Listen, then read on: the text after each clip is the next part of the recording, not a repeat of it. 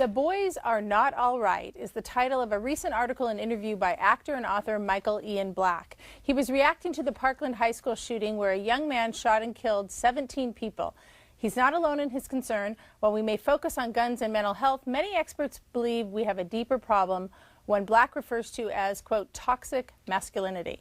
Here to help us delve deeper are two experts on the subject of boys, both professionally and personally. Dr. Cora Bruner, adolescent medicine specialist at Seattle Children's and the mother of three, including two boys, and Dr. Greg Jantz, mental health expert, author, and the father of two boys. Welcome. Boys, yes. Yes, boys. So we felt that you were more than qualified to talk about this subject, both professionally and personally. Well, we're walking through it. Absolutely. So first of all, are the boys all right? I guess is my first question. Well, honestly, the first things I did, and thank you so much for asking this question, is went to my 21 and 25-year-old boys, and they immediately responded with filling up my voicemail and an email, and they both said that boys definitely, among their peers, and they notice it just culturally, either withdraw or go out with rage. And it's just an interesting way to sort of simplify it. Just they're not taught to express emotions in a way in between withdrawal or rage. And that was the premise of Michael Ian Black's article, that withdrawal and the rage. And with that come the depression and the anxiety. Would you say that too? The boys are not all right? Oh, I'd say we're at a real increase. One of the things that we know is boys are failing in school at all-time high rates. It used to be a couple years ago, we were getting about 70% of the D's and F's for boys.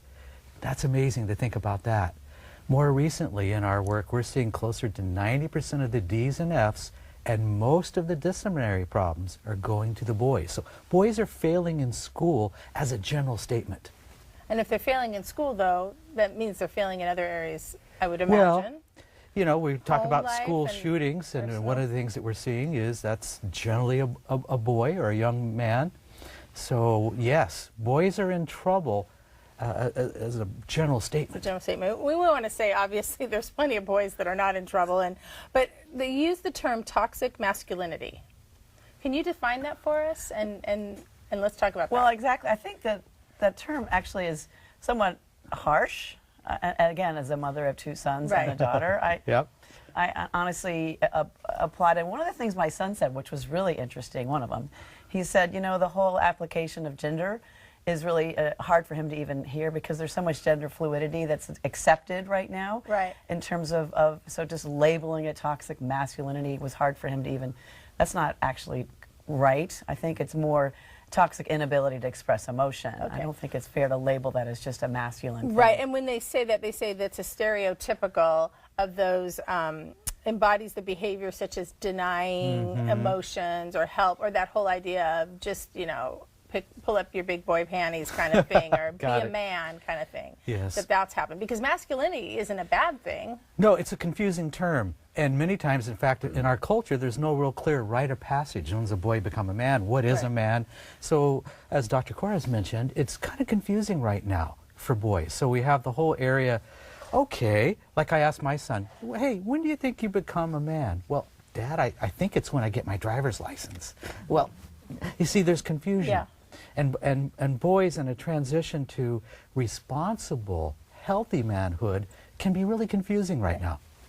So what does it look like then, the responsible, healthy manhood? Well, honestly, I think there's a lot of things you can look at. You can look at it in terms of being able to articulate their emotions in real time. Yep. There's a way in terms of having respect for others. There's another piece about trust. So learning to trust someone else and allow them to take care of you and ask for help. The other is to look to your peers and ask for help from them or assist them when you think they need it. To take care of yourself physically by eating enough and sleeping well. I mean, there's a lot of things. Right, yeah. Self-care is pretty important. Yeah, so... Which hasn't been something I don't want to say we haven't allowed men to do it, but we don't talk a lot about take care of yourself. And what does that really mean, right? Well, and look at this month. This is March Madness. I mean, this is the craziest title for something that's a healthy basketball sport, and it's mad. There you go. I don't understand why. And I've got a bracket, and I'm destroyed, by the way. I have to do a new one. I have one more day to do a new Sweet 16. Anyway, so my boys are laughing because they've been on me to do it. I think it's so interesting as a mother and as a doctor, just trying to unwrap this. Because I know when my next patient, I have a number of patients this afternoon, and 2 of them are male patients and a number of women patients, and it's going to be a little harder for me to tease out the information from them, whereas a girl will blah, blah, blah, blah, they'll tell me everything.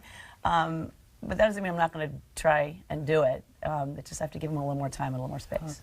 So let's talk about how do we help? Kids spend their most time at home and at school. What are the roles for parents and do you see a role for schools? Sure. I also see a role for mentors for our males. If they're not succeeding in school, they've got to have a place where they are succeeding. And we need to help them succeed in school. And there's things that we can do. But for our boys, younger boys, they're looking for the hero. They're looking for who am I and where do I fit in? So if I don't feel like I fit in school and I become more isolated, I'm more prone towards depression. I'm more prone to feel like, wow, I'm not accepted. So remember, the 2 questions the boy's asking is, who am I and where do I fit in? So we need to help them address that. Okay.